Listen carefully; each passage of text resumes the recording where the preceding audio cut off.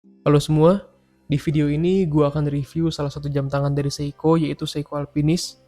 Tapi sebelum itu gue akan ceritain sedikit sejarah tentang Seiko Alpinis. Kita harus mundur ke tahun 59, tahun di mana Seiko mulai mendevelop jam tangan pertama untuk para pendaki gunung di Jepang. 2 tahun berikutnya, pada tahun 1961, Seiko merilis jam tangan Alpinis pertamanya dengan nama Laurel Alpinis. Diameter case dari jam tangan ini berukuran 35 mm dengan menggunakan movement manual winding. Lalu generasi keduanya hadir di tahun 63 lewat seri Champion Alpinis atau yang orang kenal sebagai Champion Alpinis 850.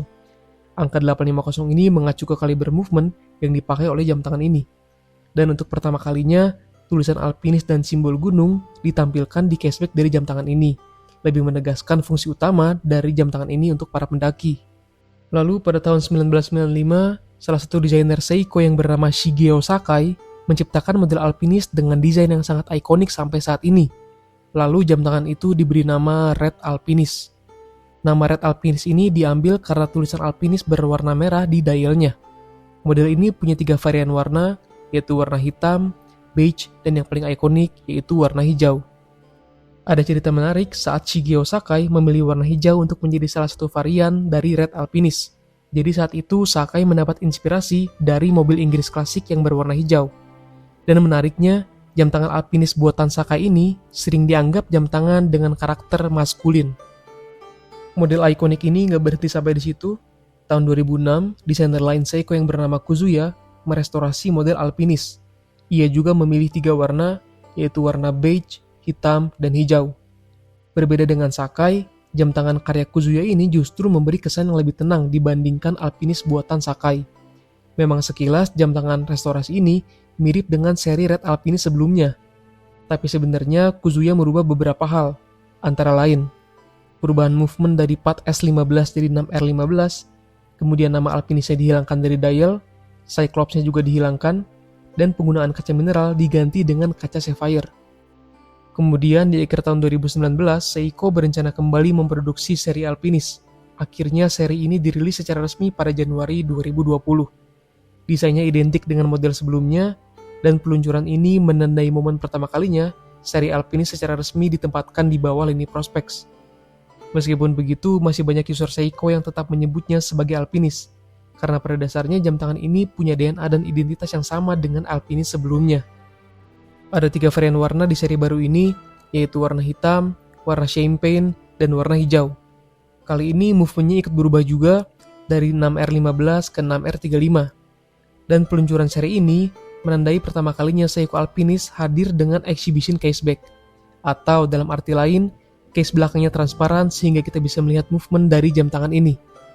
Kacanya masih tetap menggunakan sapphire, dan Cyclops yang sebelumnya hilang kembali digunakan. Selain itu, karena Seiko menempatkan seri ini di bawah lini Prospex, maka dial dari jam tangan ini memuat logo Prospex. Sebenarnya ada salah satu model Alpinis yang kurang dikenal, yaitu Seiko Alpinis Quartz GMT. Menggunakan movement high accuracy quartz, memiliki fitur GMT, dan case-nya terbuat dari bahan titanium. Tapi memang sayangnya model ini kurang mendapat perhatian dari publik.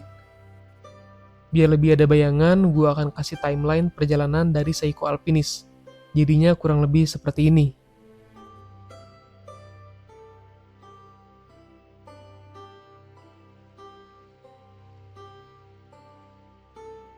Itu tadi sedikit kilas balik tentang Seiko Alpinis. Sekarang gua mau review salah satu jam tangan Seiko Alpinis dengan reference number SPB211J1. Model ini dirilis di tahun 2021 dan orang sering sebutnya dengan nama Seiko Mini Alpinis karena diameternya lebih kecil dibandingkan dengan Alpinis biasa. Case-nya berbahan 316L stainless steel dengan finishing full polished. Diameternya berukuran 38 mm dengan ketebalan sekitar 12,9 mm dan lak-to-lak sekitar 46 mm. Kristalnya berbahan sapphire dengan anti-reflektif, menggunakan movement 6R35, dan memiliki water resistant hingga 200 meter. Lanjut ke luminusnya, di bagian ini sudah pasti Seiko menggunakan bahan Lumi Bright, yaitu luminus buatan Seiko sendiri. Dan untuk strap bawaannya, Seiko kasih strap berbahan nilon, yang menurut gua warna strapnya ini cocok banget sama warna dari dial jam tangannya. Nah sekarang gua mau kasih tahu beberapa bagian yang buat gua suka sama jam tangan ini. Yang pertama, karena ukurannya kecil, dan yang kedua karena finishing full polished.